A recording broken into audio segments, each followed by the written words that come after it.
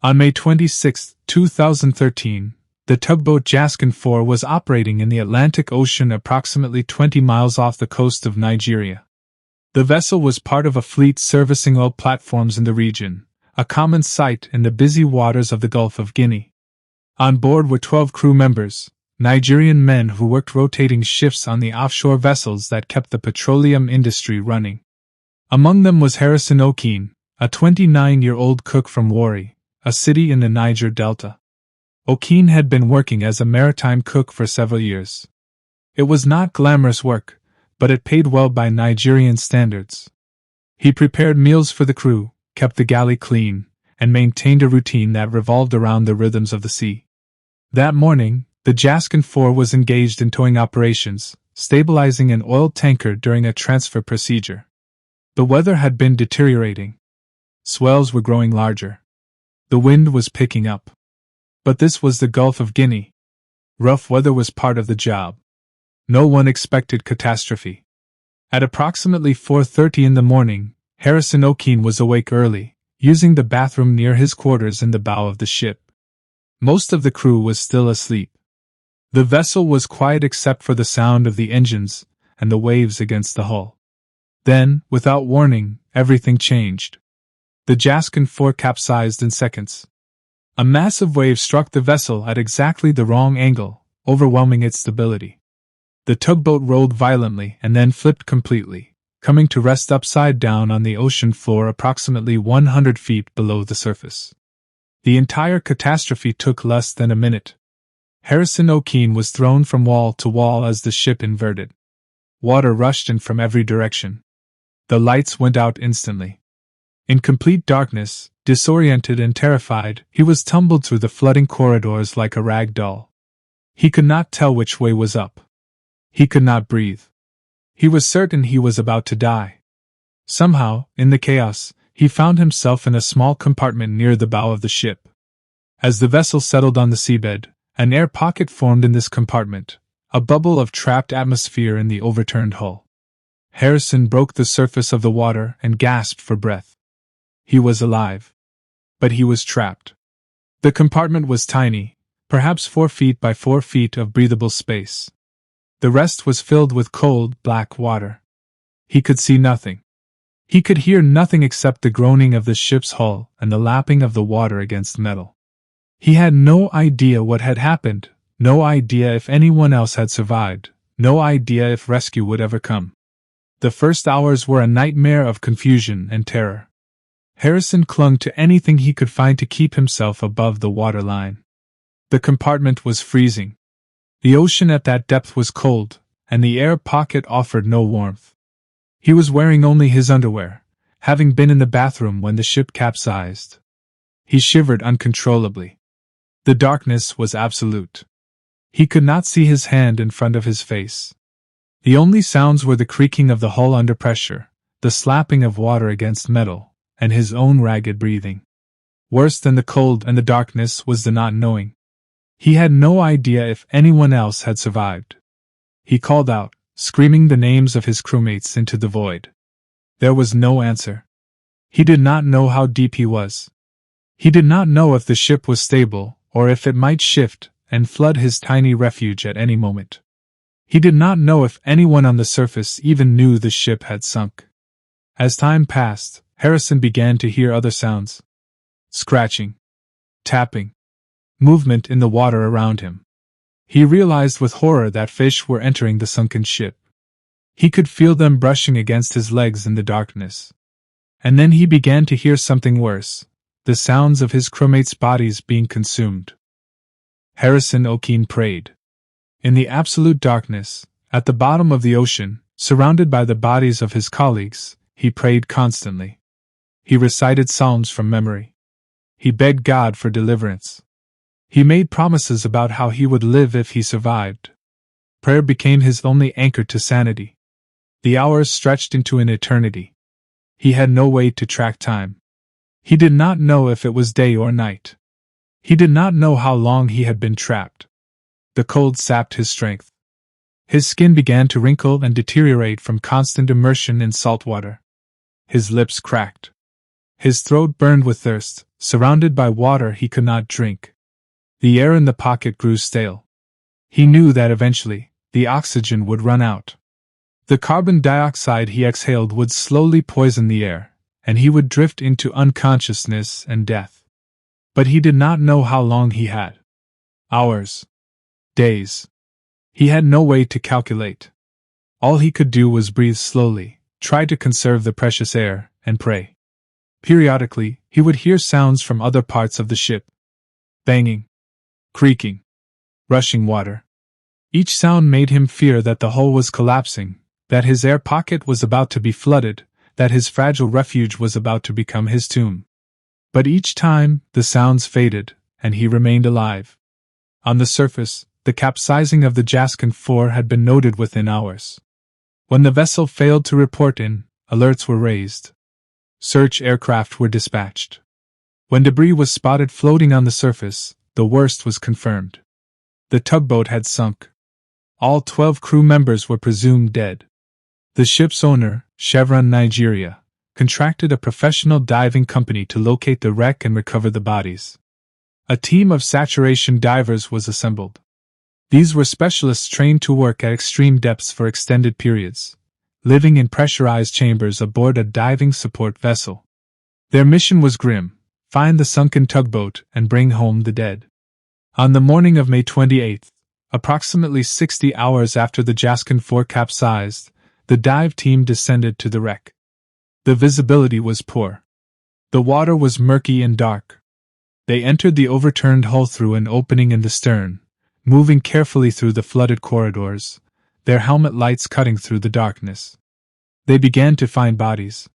One by one, they located the crew members, drowned in their bunks, in the corridors, in the compartments where they had been trapped. It was somber, methodical work. They were not looking for survivors.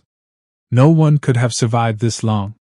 Then one of the divers reached toward what he thought was another body floating in the water. The hand grabbed back. The diver recoiled in shock. In 60 feet of dark, freezing water, inside a ship that had been underwater for nearly 3 days, a hand had reached out and seized his wrist. For a moment, the diver thought he was being attacked by a corpse, some terrible reflex of the dead. Then he realized the truth. Someone was alive. The diver's name was Nico van Heerden, a South African working for the Dutch diving company DCN. His helmet camera captured what happened next. The footage would later be seen by millions around the world. In the grainy underwater video, a hand emerges from the darkness and grabs the diver's arm. Van Heerden shouts in shock. Then he composes himself and speaks into his radio. There is a survivor. The news electrified the dive team and the support vessel above. No one had expected this. No one had prepared for a rescue. They had come to recover bodies, not save lives. But now everything changed. Harrison Okene had been trapped in his air pocket for approximately 60 hours. He was hypothermic, dehydrated, and in shock.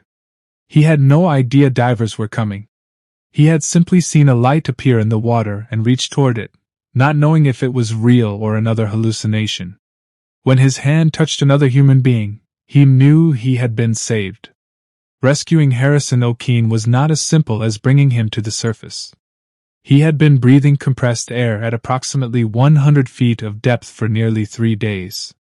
His body was saturated with nitrogen.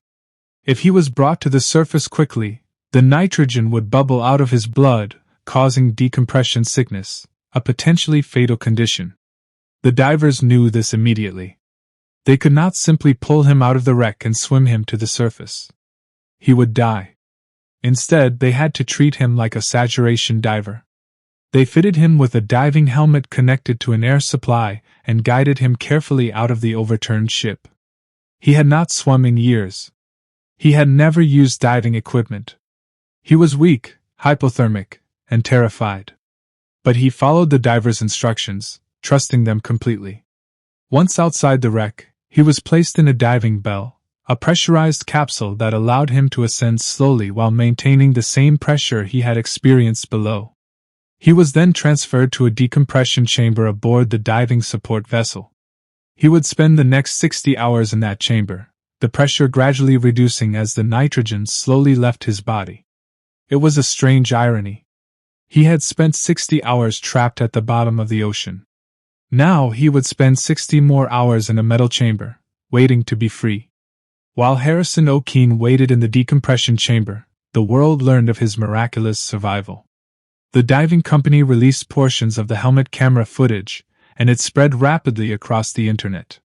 Millions of people watched the moment the diver's light fell on Okene's hand, the moment he reached out from the darkness, the moment the diver realized he had found a living man. The footage was visceral and haunting. It showed the reality of what Okene had endured in a way that words could not convey. News organizations around the world picked up the story. A Nigerian cook had survived for 3 days at the bottom of the ocean, trapped in an air pocket while fish ate the bodies of his colleagues. It was a story of survival that seemed almost impossible to believe. When Okene finally emerged from the decompression chamber, he was weak but alive. He had lost weight. His skin was damaged from the prolonged immersion in cold salt water. But he had no serious injuries. Physically, he would recover. Psychologically, the scars would be deeper. He had heard his friends die. He had listened to their bodies being consumed in the darkness. He had spent 60 hours believing he would never see his wife again, never see his unborn child. Those memories would stay with him forever. Harrison Okene returned home to Warri as the only survivor of the Jaskin 4. 11 of his colleagues had perished in the capsizing. He attended their funerals. He visited their families. He carried the weight of being the one who lived while they did not. The psychological burden was immense. For months, he could not sleep. He had nightmares about the darkness, about the water, about the sounds he had heard in those endless hours. He developed a fear of water so profound that he could not bear to bathe in anything more than a few inches. The ocean that had nearly killed him now terrified him. His wife, who had been pregnant when the Jaskin 4 sank, gave birth to their child soon after his return. Okene held his newborn and wept. He had come so close to never meeting this child, never watching them grow, never being a father. The experience changed everything about how he saw his life. In the years that followed, Okene struggled to return to normal. He tried to work on ships again but found he could not. The fear was too great. He sought therapy, counseling, and the support of his church community. Slowly, with time, the sharpest edges of the trauma began to dull. But he knew he would never fully recover. Some experiences mark a person forever. In time, Harrison Okene found a new path.